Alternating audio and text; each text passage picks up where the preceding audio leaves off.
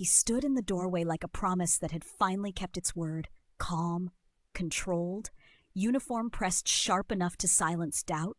He said he was home for a few days before deployment. He said he did things he could not talk about. He said this was real. By the time the money moved, the future was already sold. Joint trips discussed, houses bookmarked, children named in passing, like jokes that lingered too long. When the first bank alert hit, it sounded small, a glitch, a timing issue. He blamed clearance delays, government systems, missions that ran late and paid later. Then the story shifted. Navy turned into intelligence. Intelligence turned into medicine. Each version arrived with confidence and proof that looked solid until it did not. Accounts drained quietly, credit stretched thin, questions met with pressure and affection in the same breath. When he disappeared, he did not vanish, he reset. New name, new woman, same line, same future. By the time the truth surfaced, it was not about one man. It was about how many lives collapsed before anyone knew they were sharing him. Chapter 1. The Man Who Looked Like a Future. He introduced himself without hurry. His voice stayed level. His posture stayed calm. He listened more than he spoke, and when he did speak, he chose details that sounded lived in. He said he worked overseas. He said he could not always explain where he was going or why. He said it made relationships hard, but he was trying anyway. The first woman who would later come forward met him through a dating app in early spring. She was cautious by habit. She worked full-time. She paid her bills. She did not chase strangers who talked big. What caught her was how little he pushed. No pressure, no rush. He asked about her work. He remembered details from one conversation to the next. He followed through when he said he would call. He told her his name was Derek Alldred. He said he was a Navy SEAL on temporary leave. He did not lead with hero stories. He framed it as a burden. Long deployments, missed holidays, friends lost overseas. He said the job required discipline and silence. It explained why pieces of his life came in fragments. He showed up wearing a uniform once briefly, not to impress. He said he had to pick something up on base and would be late. He sent a photo instead. The image looked right, the patches looked right, the posture looked trained. She did not know enough to question it, and she did not feel the need to. The relationship moved at a speed that felt intentional, not reckless. He waited weeks before talking about the future. When he did, he framed it carefully. He said he wanted stability after his next assignment. He said he was tired of temporary living. He asked her where she imagined herself in 5 years. He listened to the answer and reflected it back in pieces. He learned what she wanted and repeated it with small variations. A house near her sister, a dog before kids, travel when schedules allowed. He did not promise immediately. He said maybe. He said we will see. That restraint made the later promises feel earned. His absences came with warning. He would say he was leaving in 3 days. He would say communication might be limited. He would say he hated that part of the job. When he went quiet, it fit the story he had already told. When he returned, he acted relieved to be back. He did not deflect questions. He answered just enough. The first financial request came after weeks of consistency. He did not ask for help. He framed it as inconvenience. He said his bank account had been flagged due to overseas activity. He said it happened sometimes. He said the funds were there, but access was delayed. He asked if she could cover a flight he needed to change last minute. He said he would pay her back within days. The amount was not large. She hesitated, then agreed. He sent a screenshot that appeared to show pending reimbursement. He thanked her once. He did not dwell on it. 2 days later, he sent money back plus extra for the trouble. That return mattered. It made the story solid. After that, he began to integrate finances slowly. He suggested shared planning. He talked about consolidating once his next deployment ended. He said his credit was complicated because of frequent address changes. He joked about government paperwork being a mess. He never asked for full access. He suggested convenience. He talked about buying a house together someday. He asked her to look at listings for fun. He commented on neighborhoods. He asked what she liked and what she did not. He said he had money set aside, but moving it around was not simple with his job. He framed obstacles as temporary. The tone changed when stress entered the story. He said a teammate had been injured. He said the unit was under pressure. He said things were tense. He leaned on her emotionally. He shared controlled vulnerability. Not too much, enough to deepen trust. When he mentioned money again, it came tied to urgency. He said a payment had been misrouted. He said it could affect his clearance if it was not resolved quickly. He did not threaten. He sounded frustrated with systems, not desperate. He asked if she could float a larger amount briefly. He said it would be returned before the end of the week. She asked questions this time. He answered them. He used language that sounded official. He referenced processes and delays. He said she could say no. He emphasized choice. That made saying yes feel voluntary rather than pressured. The money moved. Then more. Credit cards were discussed. He said having one in her name would simplify travel bookings when he was in transit. He said it was temporary. He said it was about efficiency. He said everything would be cleaned up once his next assignment finished. Small inconsistencies appeared, but did not land at first. Dates shifted slightly, a story repeated with a different location. He blamed fatigue, he blamed time zone confusion. He laughed it off. He never became defensive. He never raised his voice. When she mentioned a friend who served in the military, he expressed interest but avoided specifics. He said operational security limited what he could share. He said it was safer not to compare notes. He framed silence as protection. The relationship intensified. He talked about engagement without setting a date. He talked about children in abstract terms. He used phrases like, when this is over and after the next cycle. He made the future feel close enough to touch, but always one step away. The financial impact accumulated quietly. Payments here, transfers there, credit usage justified as temporary. He kept reassuring her it was almost done. He spoke with confidence about timelines. He said paperwork was clearing. He said the end was in sight. The first clear red flag came when she attempted to verify a detail on her own. A unit name did not align with what she found online. A base he mentioned did not match deployment schedules she could see publicly. When she asked him about it, he did not panic. He said public information was often outdated. He said misinformation was common by design. Doubt entered, but it did not dominate. Too much time had passed. Too many moments had felt real. He had met her family. He had sent gifts. He had been present in ways that mattered emotionally. It was easier to assume confusion than deception. When the next financial emergency hit, it arrived faster and heavier. He said an account had been frozen entirely. He said it was a clerical error tied to his identity being flagged incorrectly. He said it would be fixed, but not before a critical deadline. He asked for help again, this time with urgency in his voice. She hesitated longer. He sensed it. His tone shifted. He did not threaten, but he expressed hurt. He said he felt questioned. He said trust mattered. He said he would understand if she could not help, but it would change how he saw the relationship. She transferred the money. Within weeks, communication patterns changed. Messages slowed, calls shortened, explanations became less detailed. He said he was under increased restrictions. He said he could not talk freely. He said he would explain everything soon. Then he disappeared. No goodbye, no final message. Accounts he had used went silent, numbers disconnected. The uniform photos stopped, the future talk vanished. At first, she assumed something had gone wrong overseas. Days passed, then weeks. The financial reality surfaced slowly. Balances she did not recognize, charges she had not made, credit damage that did not align with a temporary favor. She replayed conversations, she checked dates, she pulled screenshots. She realized how much of the story depended on trust rather than verification. She realized how carefully that trust had been built. At this stage, nothing was proven.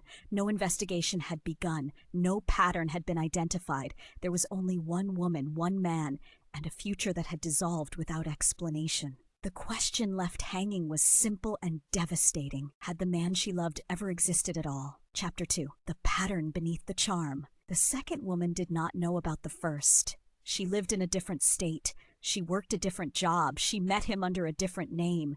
The introduction was clean, the tone familiar. He listened. He remembered. He followed through. He did not present himself as military this time. He said he was a doctor, trauma surgery, long hours, on call. He framed it as a life built around crisis and control. He said relationships suffered because of it. He said he was ready to slow down. The details shifted, but the structure stayed the same. Early consistency, measured attention, no rush. He waited before mentioning the future when he matched it to what she wanted. Stability, respect, a partner who showed up.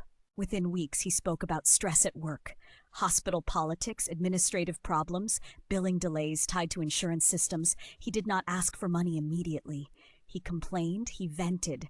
He let sympathy form on its own. The first transfer came framed as temporary, a payroll issue, a billing cycle mismatch. He said it embarrassed him to ask. He said he would understand if she said no. She said yes. He paid her back quickly. Again, that mattered. It lowered her guard. It made the next request easier. A third woman met him while the second still believed he was hers. This time he said he worked in intelligence. Federal contracting, sensitive assignments, long stretches of silence required by policy. He framed secrecy as safety. He framed questions as risk. The same phrases appeared. You would not understand. I wish I could tell you more. One day I will explain everything. He spoke like it was delayed by duty, not deception. Each woman believed she was the only one. Each believed the distance was temporary. Each believed the stress came from external systems, not internal lies. Financial requests escalated in similar ways, first inconvenience, then urgency, then pressure wrapped in affection. He never demanded outright. He expressed disappointment. He expressed hurt. He suggested that trust should already exist. Credit cards followed a pattern. He framed them as tools, easier booking, easier travel, easier handling of expenses while he was unavailable. He promised to settle balances quickly. He said the money was there.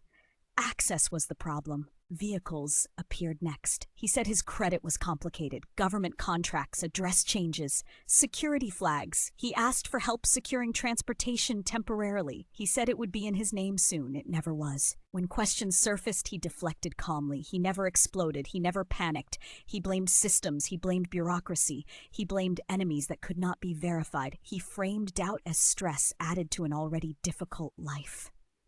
The women began to notice small inconsistencies independently. A hospital that did not list his name, a license number that did not match, a unit designation that did not exist. Each discovery was explained away in isolation. He always had an answer. He always sounded prepared. The pattern only became visible when silence followed. One woman stopped hearing from him entirely. Another noticed he was suddenly unavailable during times he once prioritized.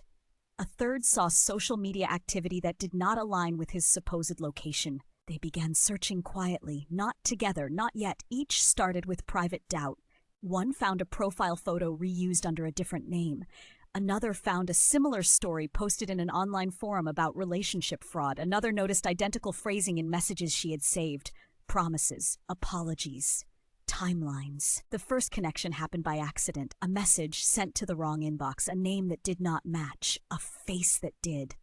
Two women spoke by phone. They compared notes cautiously. Dates overlapped. Stories matched too closely to be coincidence. The professions changed, but the structure was identical.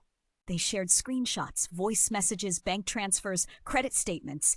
Each piece added weight. The pattern was no longer theoretical. It was documented.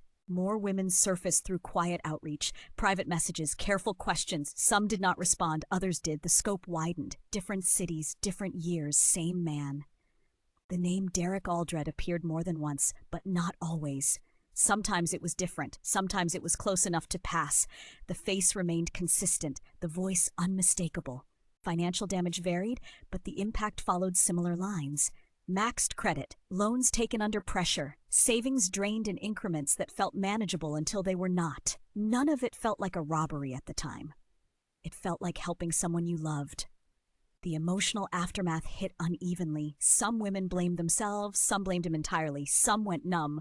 All struggled with the same question. How did this happen without me seeing it? They did not rush to authorities immediately. Shame slowed them. Uncertainty complicated things. Each had believed a different version of him. Each worried her case would sound unbelievable. What changed was documentation.